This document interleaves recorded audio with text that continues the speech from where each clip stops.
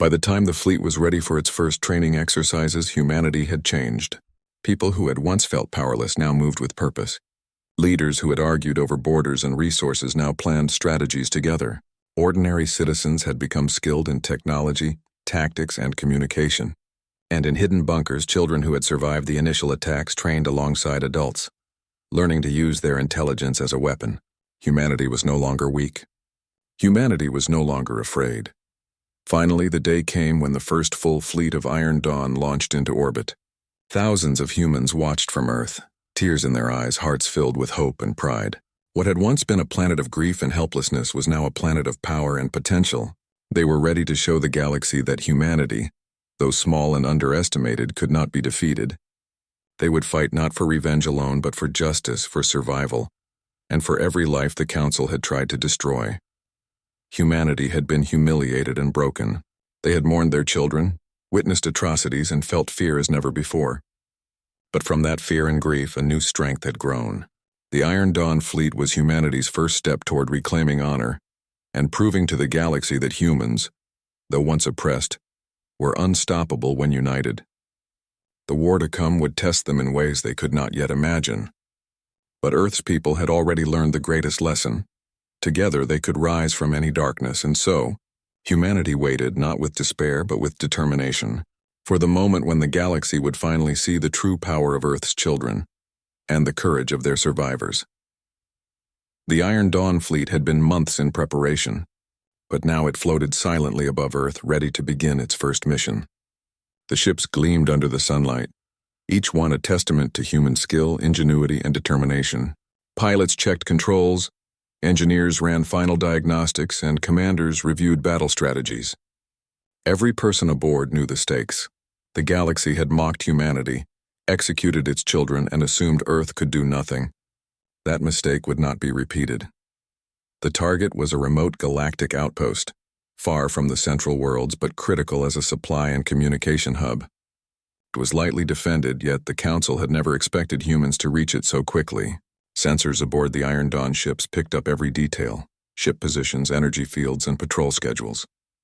Humans were patient and precise.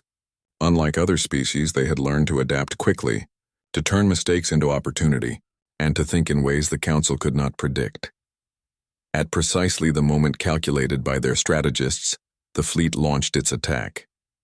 The first wave of ships streaked forward with engines glowing like molten fire. Missiles and energy pulses were launched with careful timing, not to destroy everything but to disable key systems. Humans had learned from the Council's cruelty. Efficiency and intelligence were more powerful than raw force. Shields were deployed, countermeasures activated, and electronic systems hacked in real time. The outpost was overwhelmed before its alarms could even reach the central command. Inside the outpost, alien officers scrambled. Their communications were jammed, their defenses failing. For the first time, they faced an enemy that did not act predictably. They had always relied on fear and superior power, but humans were neither afraid nor predictable. Small boarding teams from the Iron Dawn ships infiltrated the facility, neutralizing guards and taking control of command centers. Every human acted with a mixture of courage and precision that astonished the aliens. From Earth, billions of people watched the operation live through secure transmissions. Messages flashed across communication channels. "You took our children. We will take your peace." These words, simple but powerful, spread through the galaxy, reaching every world. It was more than a battle. It was a declaration. Humanity was no longer a primitive species to be dismissed or controlled. The humans' first strike proved that the galaxy had underestimated them at a deadly cost. The humans controlling the fleet coordinated like a single mind. Commanders on each ship adjusted tactics on the fly, responding to every new threat. When enemy ships attempted to flank the Iron Dawn fleet, human pilots anticipated their moves, using the very environment of space as a weapon.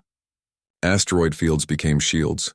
Gravity wells became traps, and empty space became a battlefield where only human strategy could dominate. The Council's soldiers had never fought like this before. As the battle continued, small alien reinforcements tried to intervene, but the humans were ready. Boarding parties disabled key engines and communications, while precision strikes destroyed supply lines without harming civilians on nearby planets. Every move was calculated, every action measured. Humans were fighting not only for revenge, but to prove that intelligence, courage, and unity could triumph over brute force.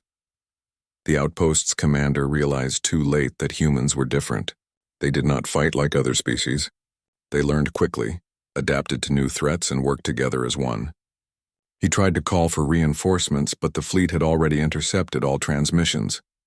Panic spread among the Council's troops, and one by one their defenses collapsed. Humans captured critical data, uncovering plans, maps, and technology that would be invaluable for the battles to come. By the time the battle ended, the Iron Dawn fleet had suffered minimal losses.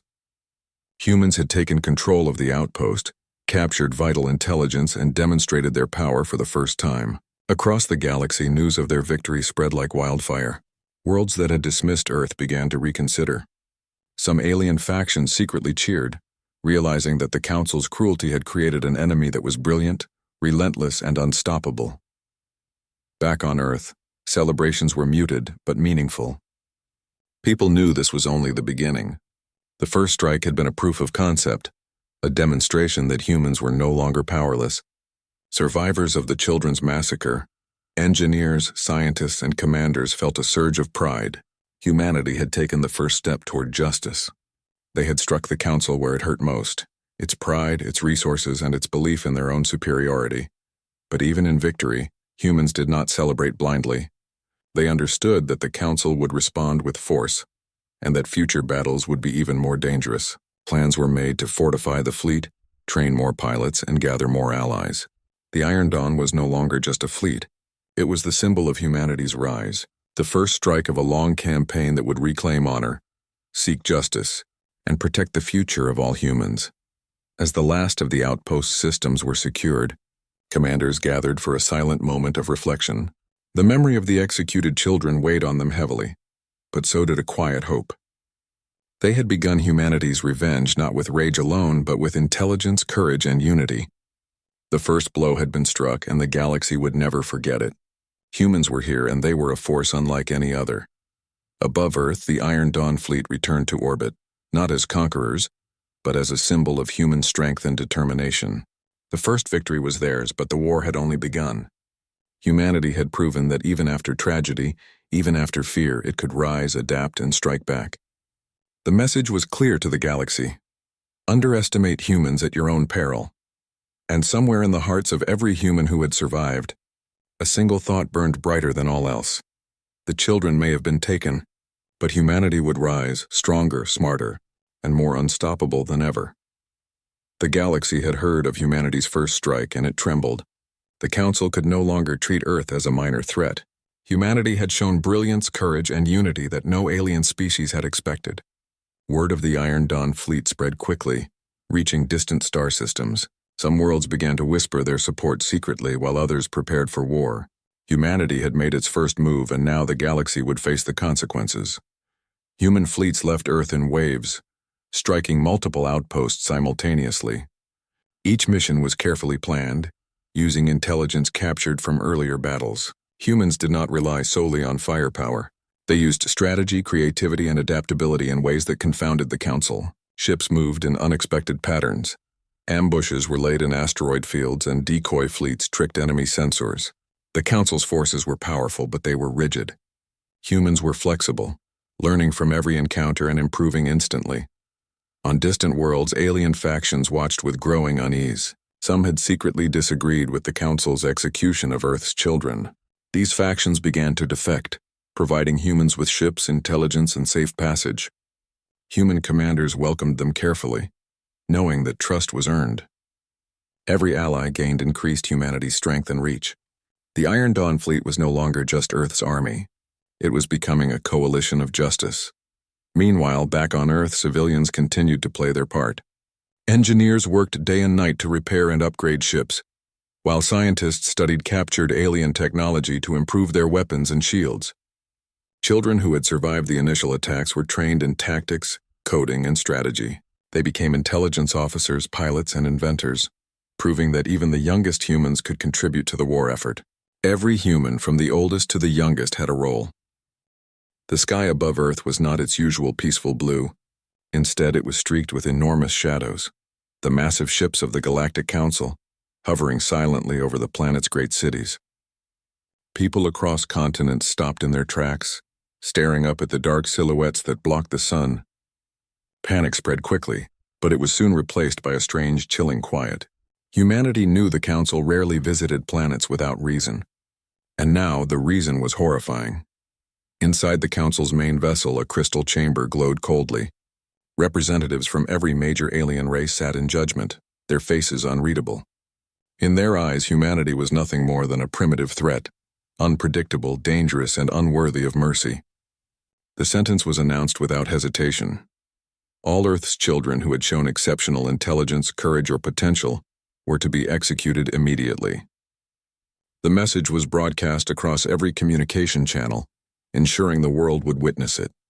In every home, school, and community center, humans watched in disbelief. Parents clutched their children tightly. Teachers stared at empty classrooms. The brightest young minds, those who had spent years dreaming of solving the galaxy's greatest mysteries, were now declared criminals by the stars. Governments pleaded, ambassadors argued, and scientists begged for mercy, but the Council did not listen. Their decision was final. The first transport ships landed in major cities. Armed aliens escorted children from schools and homes with cold precision. There were no trials, no explanations, and only orders. Citizens tried to resist, but they were unprepared for the power of the Council's forces. Buildings shook from energy weapons, and small fleets of Council drones hovered overhead, scanning for anyone who dared to fight back. It was a nightmare made real. Among the chaos, families formed desperate plans. Some parents hid their children in secret underground bunkers using every trick they could remember. Teachers whispered code words and secret paths to help their students escape. Entire neighborhoods moved in silence, carrying young ones through dark alleys and abandoned subways. Even in the face of unimaginable fear, humans refused to surrender without trying to protect their own. Across the globe, children were taken away. On the streets of New York, a group of teenagers huddled together, holding hands and murmuring encouragement. In Tokyo, a young girl hid in the top floors of a library, clutching a notebook filled with ideas she had been developing for years. In Nairobi, children who had once dreamed of exploring space now faced a grim reality they could not have imagined. The Council believed they were breaking human spirit, but they did not understand it yet. While the Council's executioners moved with ruthless efficiency, human resilience quietly stirred. Underground resistance networks began forming instantly. Scientists, engineers, and even ordinary citizens shared information and coordinated safe paths for children who had not yet been captured. Hidden cameras and hacked communication channels allowed people to watch the Council's movements in real time. Humanity was terrified, yes, but it was also beginning to unite in ways it never had before. Then came the moment that would define this day. On every screen across the planet, the Council broadcast the executions live. Children, the future of Earth, were taken into cold chambers and their fate was revealed to all. People screamed, cried, and shouted at the skies. Anger mixed with grief in every city, every village, every home. The Council believed that fear and hopelessness would crush the human spirit. But something unexpected happened. Instead of surrendering, humans began to look around them, at their neighbors, their friends, and even strangers, and found determination where there had been despair. The parents who had lost their children grieved, yes, but they also vowed that the sacrifice would not be meaningless. The teachers who had hidden students whispered plans for the future. Ordinary citizens began writing messages of defiance, of unity, and of hope, broadcasting them secretly to one another across hacked communication networks. Humanity's heart, wounded and battered, started beating stronger than ever. By nightfall, the first transports had left the cities, carrying the brightest children away. But on the streets below, humanity was no longer silent. Fires of rebellion flickered in small acts of defiance, messages painted on walls, drones stolen and repurposed, and secret meetings that planned for what the Council could not imagine: retaliation. Humans realized that even in their darkest hour they could act, they could plan, and they could endure. That night, the world did not sleep. Citizens stared at the stars, imagining the Council's massive ships hovering far above them. Anger, grief, and determination intertwined in every heart. Humanity had been broken in a way no one had ever seen before. But in the shadows of loss, something extraordinary began to grow. A quiet promise formed in the minds of every human who had witnessed the injustice. They would survive. They would fight. And one day the galaxy would see what humans were truly capable of. The day of judgment had come. The brightest children of Earth had been executed, and the world had been forced to watch. But in humanity's sorrow, a spark had ignited, a spark that would grow into a storm the galaxy would never forget. The world was still reeling from the horror of the day of judgment. Across every continent, humans mourned the children who had been taken and executed. Streets were empty, schools were silent, and homes carried the weight of grief. Yet beneath the sorrow, something powerful began to stir: determination. Humanity had lost its brightest, but it had not lost its will. For the first time in history, every nation, every city, and every individual looked up at the stars and silently vowed that they would not be broken. In hidden laboratories and underground bunkers, scientists and engineers worked tirelessly. Nations shared their most advanced technology, and even the most secret projects were opened for collaboration. What had once been competitive became cooperative. What had once been impossible became a shared challenge. Every human who had watched their children taken and their world threatened contributed in any way they could, inventing, designing, testing, and planning. They called it Project Iron Dawn. Iron Dawn was not just a fleet. It was humanity's promise of survival and strength, built from courage and intelligence. Massive starships were designed with speed and flexibility, equipped with weapons that could outmaneuver and outthink any opponent. Scientists worked on energy shields that could protect entire fleets, while engineers developed systems that allowed humans to coordinate in battle with unprecedented efficiency. No one slept for more than a few hours a night. Grief fueled determination, and determination fueled invention. Even ordinary people played a role. Miners in deep tunnels extracted rare minerals. Pilots trained in simulators around the clock. Students who had survived the Council's capture worked with engineers to design clever devices and tools. Humans realized that they did not need to rely on just one group or one nation. The galaxy believed humanity was weak and divided, but now humans were learning to be unstoppable together. Small acts of defiance began immediately. Humans who had once been terrified started sabotaging the Council's supply lines. Hackers intercepted communication channels, learning the secrets of alien technology. Scouts and explorers mapped out distant regions of space, planning the routes that would allow the fleet to strike with speed and surprise. Every piece of knowledge became a weapon. Every human became part of the Iron Dawn, even if they never saw a starship in their lives. The first test of humanity's ingenuity came when a small group of engineers and pilots captured an abandoned alien satellite. It had been floating silently in orbit, its sensors dormant.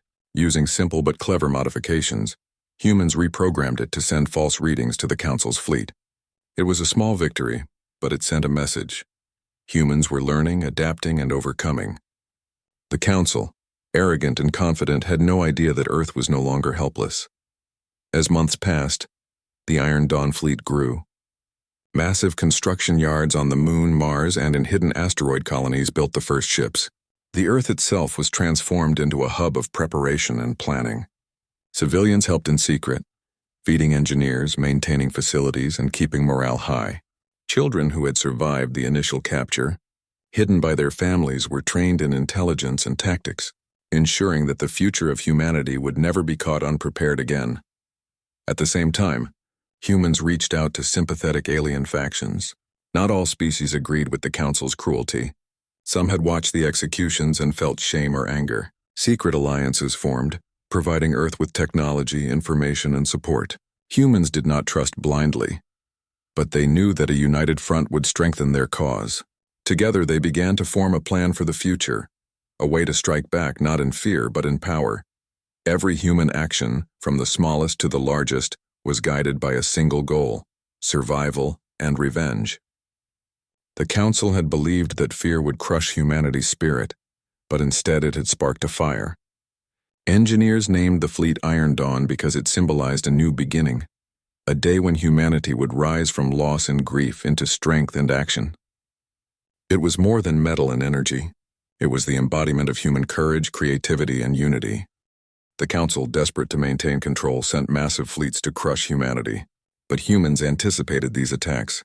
The Iron Dawn used hit-and-run tactics, using speed and precision to disable larger fleets before they could respond. Ambushes in nebulae, traps in asteroid belts, and clever use of gravity fields turned the galaxy into a human battlefield. Every victory boosted morale, both on the front lines and back on Earth. Humanity's confidence grew, but so did their respect for the challenge ahead. Some battles were close and costly. Humans lost ships, and some brave pilots sacrificed themselves to save others.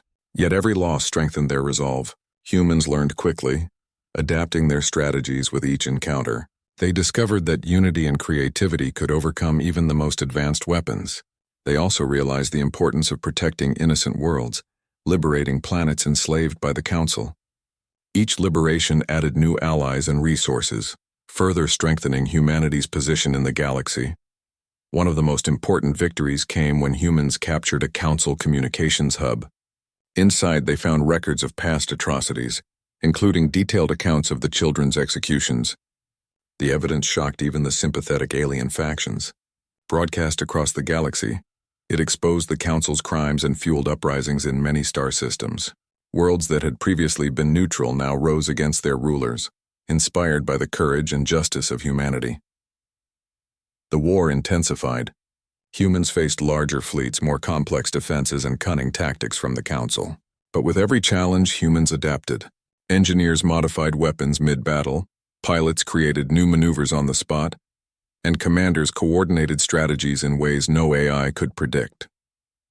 The Iron Dawn fleet was no longer just a military force. It was a symbol of human ingenuity and perseverance. The Council's arrogance, once unshakable, began to crumble. Amid the battles, humans never forgot why they fought. The memory of the executed children was a constant guide, inspiring them to protect the innocent and fight with honor. Leaders reminded their fleets that humanity's strength was not just in ships or weapons, but in courage, intelligence, and unity. Every human, from pilot to engineer, understood that the war was bigger than revenge. It was about proving to the galaxy that humanity, though once underestimated, could rise and defend what was right. By the end of the campaign, humanity had liberated numerous planets, captured key Council installations, and gained the support of multiple alien factions. The Council's power was shaken, their fleets diminished, and their control over the galaxy weakened. Humans had not only survived, but had turned the tide of war in ways no one had imagined. The galaxy was beginning to see the truth. Humans were not just survivors. They were leaders, innovators, and a force of justice.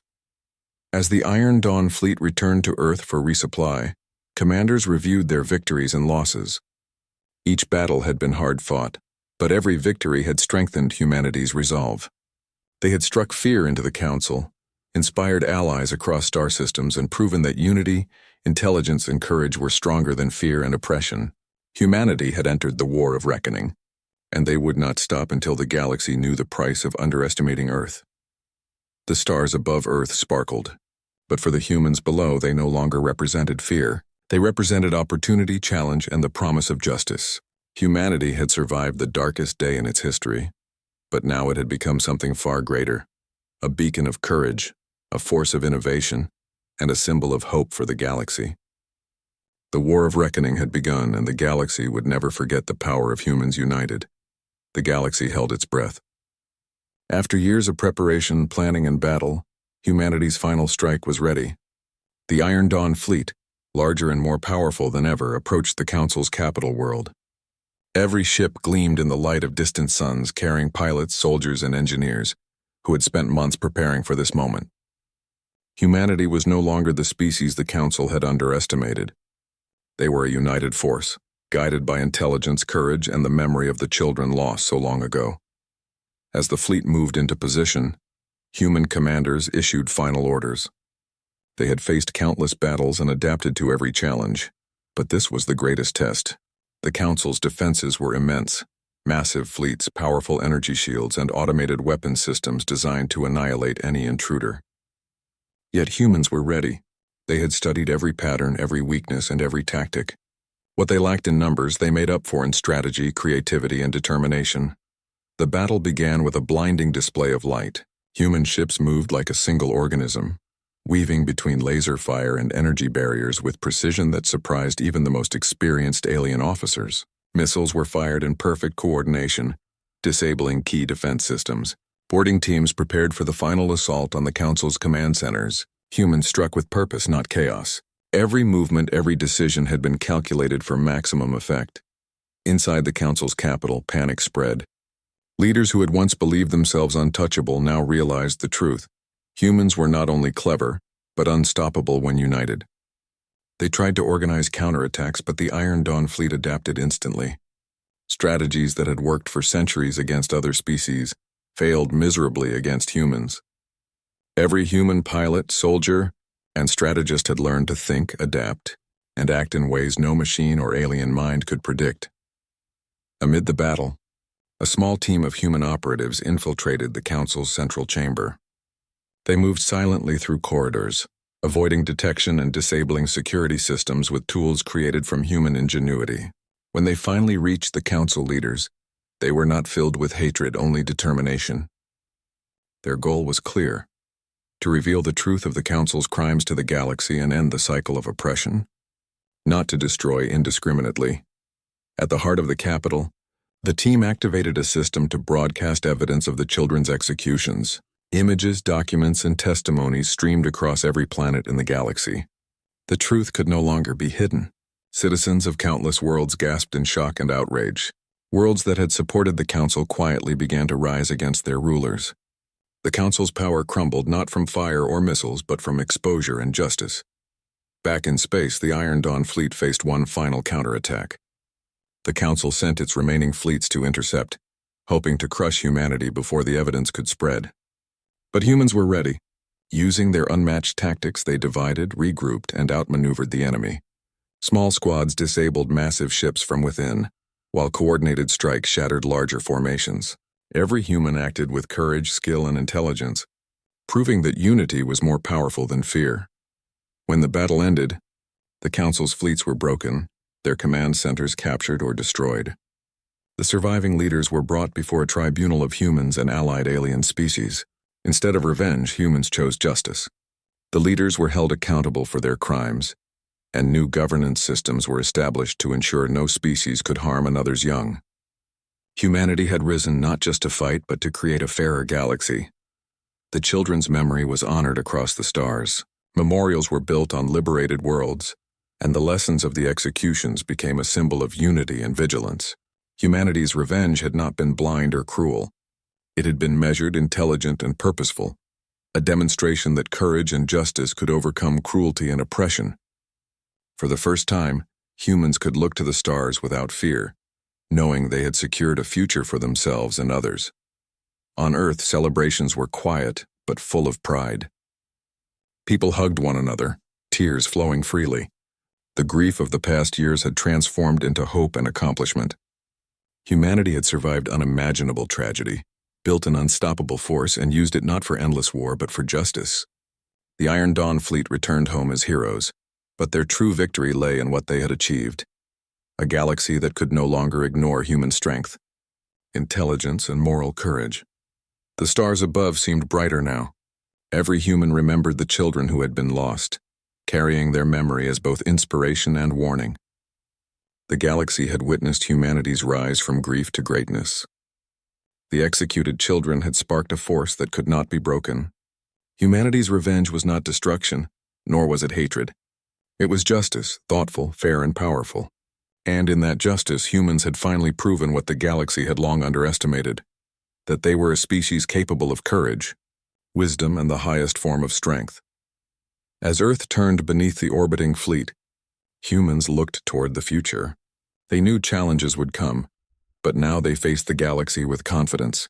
They had survived the darkest hour, fought battles that seemed impossible, and reshaped the stars themselves. Humanity's revenge was complete, but more importantly, it had become a legacy, a testament to what humans could achieve when united, intelligent, and guided by justice.